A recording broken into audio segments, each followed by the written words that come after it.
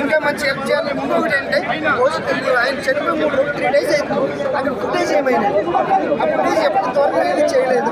ఆ post man ఎప్పుడు వస్తుందో చెప్పలేదు.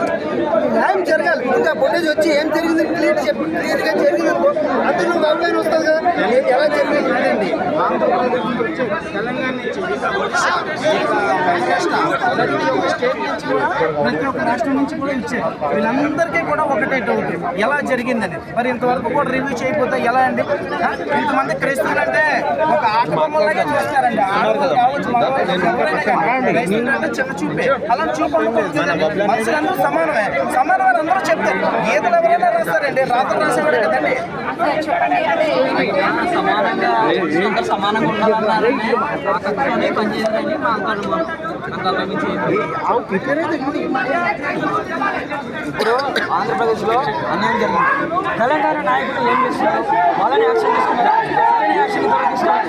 మీరు ఈ దాడికి బాధ్యత ఒకటే మాట చెప్తున్నారు, ప్రవీణ్ పగడాల అనే ఒక వ్యక్తిని తప్పితే 100,000 మంది ప్రవీణ్ పగడాలు పుడతారని మీడియం తెలియజేస్తున్నారు. 100 మంది 1000 మంది పుడతారు. అప్పుడు ఎంతమంది చెప్తారు? చెప్పండి. దమ్మున్న మీకు